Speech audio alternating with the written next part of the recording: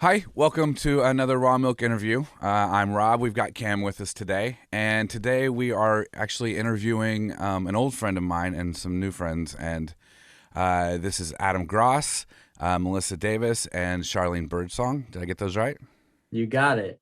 Yeah, excellent. They have a show on the WFYI's radio channel 90.1 called Small Studio Signal Boost. And I Adam reached out to me and told me about the show. Adam and I have been friends, oh boy, 15 years at least. Yeah, yeah. It's been a while. You can edit that part out. Yeah. It's at least 2 years. We've been, um, and so, I've kept up with you when I can and through your various bands and musical endeavors. And it was really one day I was driving and I heard this voice on WFYI radio. And I know that I know that voice. I know that voice. And I sent Adam a message. But so tell us about just initially about the show, about how it got started, how you all got involved, and then I think we both probably have a few questions for you. Yeah, I guess I can start and then throw to Melissa and Charlene. So I I started working at WFYI, working with Melissa on the small studio sessions, which Melissa can talk more about if she wants to, and then became an announcer here and started using some local music in the my underwriting breaks, which kind of turned into just a general like local music program that to try to get more local artists on the air on our station. Um, and we started kind of programming those throughout the day.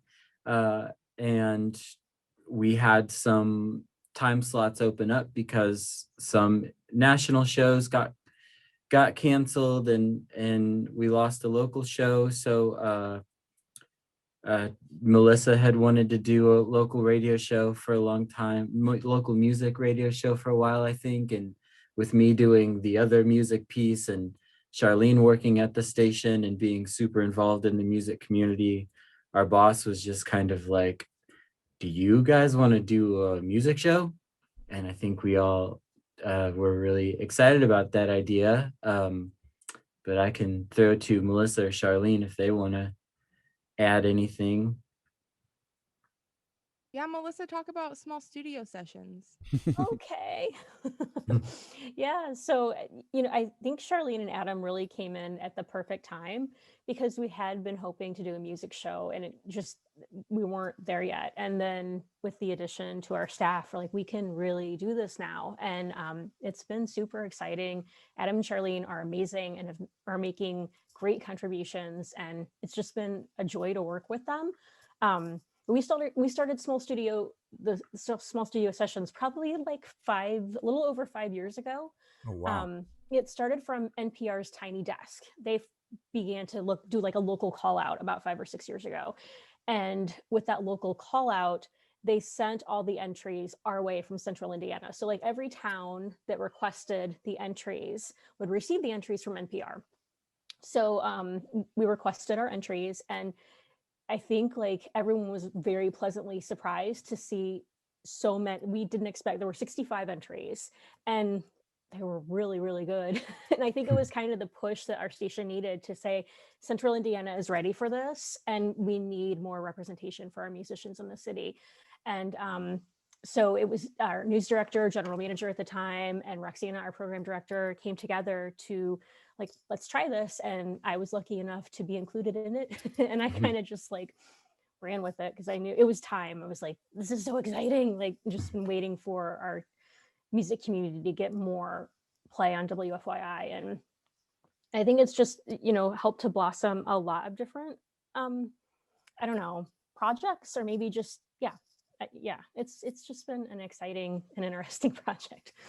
But we've had some local bands. I mean, almost all local bands. A few I should say some national, some regional, but mainly local, and that's where we want to concentrate. And I think a lot of the acts that we've had on the Raw Milk live stream have actually been on the small studio sessions too. Yay! I love that. That is Fun so crossover. cool. Uh, Definitely. And Sharlene, how did you get involved? What's your main role? I've just been playing music for a long time locally, and I started working at the station a little over a year ago. And like Adam said, I just was really involved in the local music scene and sort of just took that knowledge and that hobby over to my job. Yeah. You guys all enjoy it, I assume. How long have you been doing this small studio signal boost? We started in October. Our first show was like the first week of October. And yeah, it's been cool. It's been really fun. It's been nice to just spend a portion of my week looking for music that I haven't heard or artists that aren't getting any coverage right now. And I've discovered a lot more local music. It's pretty much all I listen to since we started the show. But it's been really nice to discover those artists that aren't getting a lot of play or can't play right now. Yeah, that's a good point, Charlene. Someone the other day was like, I'm getting ready to do like 3 hours of shoveling. Do you have any new music you want to recommend that I listen to? And I was like, yeah, but everything I know that's new is local because I just listen to so much new local music. But I was able to give him like 3 albums, and he was like, oh my God, those were all incredible. And like, yeah, it's nice to be like so deep in discovery of what's new locally, and it's shocking how much of it's really amazing, honestly. Yeah, I think that's true. Cam's from Minnesota, and one of the how long have you lived in Indy, Cam? Lived in Indy since 2014. I moved here from Terre Haute before that. That's right. Yeah, Cam is one of my favorite singer-songwriters, and the way he and I are partners here at Milkman Recording Studios, and Jennison Snyder, who is she's in a Manners Please, and she has her own project and a few other things. She's also on the team with us. But when we were thinking about the raw milk stuff and the live stream stuff, that is one of the things we really wanted to push. That was one of the things we wanted to do. And Cam being from Minnesota, I listened to a lot of the current, and then I discovered a while back the local current. I thought it was amazing that they had a radio station, a station just for the local music. And I tell them all the time, I think Minnesota's got a really great scene, and the more and more that we're doing what we're doing here with the different radio stations in town, and what you guys are doing, and what we're trying to do, and what the Center for Performing Arts is doing, I've discovered a lot more local music too. I don't think any of us are not in the music scene, and a lot of us have been in this scene for a while, and it's still astonishing all the time how much good stuff is out there. Yeah, Cam. I was flipping through that playlist, and a lot of the people that I've forgotten the names of and I was trying to tell you about when we were sitting here building the studio and talking about music, I saw on that list. And so I can't wait. I honestly didn't get a good chance to listen to that Spotify list that you have. I can't wait to go through there and just comb it. John Kill's on there. I mean, like, are they still active now? Are the people on the list still active, or is a lot of it? Is there any retro? Pretty much the whole show is new music for the most part. Like there's 3 segments, and the whole A segment, which is about half the show, is like pretty much entirely new music. And then we do a small studio feature of either a new small studio session or a past small studio session. And then we usually feature an artist that's doing stuff now. So most of it's really current. There is some, like, we did some holiday shows where we did some throwback stuff. So some of the stuff on that list is older, but the majority of everything on our Spotify playlist is new. Charlene, I think you were getting ready to say something. No, I was going to say the same thing. It's all new music. And where are you finding it? Like, where do you go? Where do you find these things? I'm on I- Instagram. I'm on Instagram most of the time finding new music, just like searching through just, profile to profile, sort of branching out. Also, I did a little bit on Clubhouse. Just found some rooms that were talking about local music with some local DJs, and I did get like at least 5 submissions just from being on Clubhouse for about an hour. Yeah, we have a submission form too, which hasn't gotten a ton of traction, but we've definitely gotten stuff through our submission form, which you can find at wfyi.org/local-frequency, that we've gotten on the air.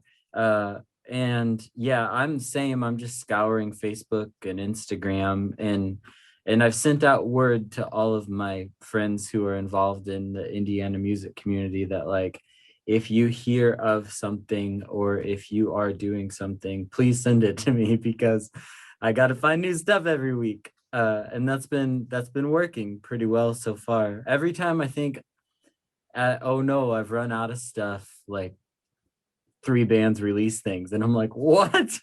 Everyone's so productive. I think there's a lot of recording studios popping up too. I mean, I know there are. Like, being in the business that we're in, we see another one pop up all the time too. And so, I mean, it's an interesting thing too, because yeah, you hope that the reason all the studios are popping up is because the business is there. And you hope that for many reasons. You hope that because as a recording studio, we want to stay in business. And also, that just means that the scene is booming. And that's really good stuff. And it's kind of exciting. It's something that I've been looking forward to for a number of years that we can edit out later. And Cam, if you came to the music scene here, relatively recently, and you came from Minnesota, what do you think? I'm actually very new to the music scene in general. My experience with music is sort of very different from others in that it was very, very much a solo endeavor. Of me in a second bedroom playing music by myself. And so I really just started playing out in the last 3 years. So my introduction to a lot of what the scene is came from local venues like the Chatterbox and the Hi-Fi and places like that. And that's where I started meeting new musicians. And then once I sort of developed the gumption to put myself out there on the stage and start doing open mics and open stages, places like Square Cat Vinyl's open mic, which is a phenomenal resource for local singer-songwriters. It's a place where you can go and meet 40 Indiana singer-songwriters all playing original songs. That was really my foray into the Indianapolis music scene. But yeah, I'm constantly amazed at how many people are out putting out good music and writing good music and making Indianapolis a fun place to catch new music. It's really been a boom. Boon? What's the word? Either one. It's been a really good thing for I think for a lot of us during the past year, of course, too. And I think it came out of it, kind of the necessity being the mother of invention type thing. And I don't know if it did for you guys. It sounds like you were hoping to give some exposure when people couldn't get exposure, and that's why we started Raw Milk. That's what we wanted to do too. So when you reached out, and I thought, well, first of all, honestly, my honest thought regarding it all was, oh wait, this will be a great way for us to find new musicians, and now, especially having gone through that playlist and having talked to you and listened, yeah, it actually it should have, like, it felt like it should make the job easier, but in a way it actually makes it a little more difficult because there's only so many shows that we can do. And so I think it's a good thing, and that's why we wanted to have you on here to boost and to promote other people and other programs that are trying to also build the industry in Indianapolis and make people aware of it. It's already there. people just have to become aware of it. And so thank you for doing this show, by the way. Oh, yeah. You. Thank you. It's really a joy. It was, oh, sorry. That's all you now. Now you have to talk. No. No, Rob, as you were talking about like the business of music in Indiana, I have really wondered, especially in the Midwest, since we have an affordable place to live, if that means artists can put more of their resources into their recording. Because over the last, I don't want to say how long I've been in the scene, it's been a while, but we'll edit that out. Just about as long as Rob has been right there. It's gonna be a very short. But like, I think like as recording has become way more available and it's easier to record in Indiana now, and we all have that technology, we've been able to be so much more productive, because we were not this productive 15 or 20 years ago. We just weren't. And I think it was cost prohibitive. Like we couldn't be, and that's one thing I love about arts in the Midwest. I really feel like there could be like a little bit of a revolution. I don't know if I'm saying this correctly, but like an industrial revolution, because the way that finances have changed, and like, how can we afford as artists to live in New York or LA? It's nearly impossible. And to also be creative, like how do you sink $10,000 into an album when you're paying $2,000 a month for an apartment? And being an artist in the Midwest, you can create and make your art and distribute your art and still live well, and get by. So I don't know. Yeah, I just wonder, I maybe we should do a story for NPR. Maybe. I think it's not a bad idea. One of the things, when we do our milk, we always have a Venmo, or a PayPal or some way for people to donate. I don't want to speak for all musicians, but being able to support yourself financially and feeling valued, and then also continuing to be creative, is a struggle. It's not something that comes easy to us. At least I think all over. Most of my experiences here in Indianapolis, and honestly, strangely, or maybe not strangely, during the past year, I feel like there has been a lot more outreach. I feel like there's been a lot more support. We actually can feel it, and so we're doing our best, and we want to get music out there. We want to get music to people who want to hear it, and we want people to be able to reach out, and hopefully it continues, after everything changes again, because it will change again. I hope it all continues, and I hope I can keep listening to your show, and that people can keep watching us, and that musicians can just bounce from promotion to promotion to promotion, and people can appreciate it. So, all right, well, pitch your show one more time, and then we'll get you back to work. No, I don't want to go back to work. You have questions for us. I know this, so I'm not trying to dodge that, but yeah. Who wants to pitch it? I pitched it the first time. Melissa? Sharlene? It's a show. It's a show, I think, highlighting and showcasing some of the best in Indiana music statewide. We really want to focus on statewide as well as Indianapolis. We want to get the word out, and we just want to celebrate what's happening in the arts and what's happening in music in Indiana, all sorts of music, and kind of just getting that exposure and letting folks know, like, I used to hear, we have a great food scene, we have a great sports scene, like, let's let folks know that we have a great music scene. And I think that's what Small Studio Signal Boost works to do. I think. Yeah. You can listen every Saturday night at 9. And Roxana Caldwell has built a wonderful Saturday night lineup on 90.1, where you can start with the Cultural Manifesto. You can start with Kyle Long's Cultural Manifesto. Then you can listen to Blues House Party. And then you can listen to Small Studio Signal Boost, along with NPR shows, Alt Latino and All Songs Considered. So it's a really cool block from 6 until 11 p.m. Of awesome music. And it is so cool to be a part of that. And a lot of music that you wouldn't hear anywhere else on your Indianapolis radio, or maybe on any radio. And I think all of our intentions, all of us had the intention to try to make the show eclectic. I think Sharlene has been really good at making sure that we stay on track with that. Like,